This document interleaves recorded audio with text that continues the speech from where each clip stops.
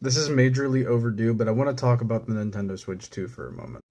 I have a Switch. Now, I really like the Nintendo Switch. And the thing about the Nintendo Switch is this console got me back into Nintendo. Like, for a while, I just wasn't doing anything with Nintendo. The Wii U came out, and I never got one. And, all I had for a Nintendo console was my Wii.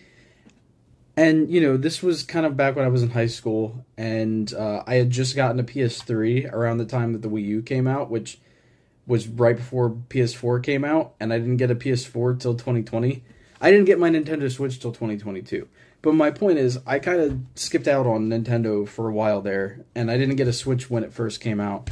I was in high school, didn't have a job yet.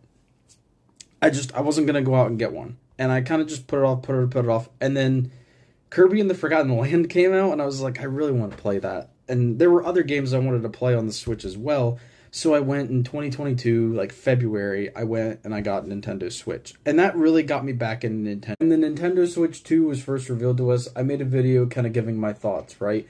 What looked promising, what I wanted to see more of from it.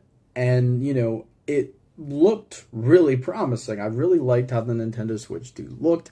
I really liked the design of it. The new Joy-Con looked pretty cool, and it just looked like an upgraded Nintendo Switch pretty much, right? It was this console just upgraded essentially. And I gotta say, now that the Switch 2 is out and kind of like seeing what Nintendo's doing with it, it looks nice.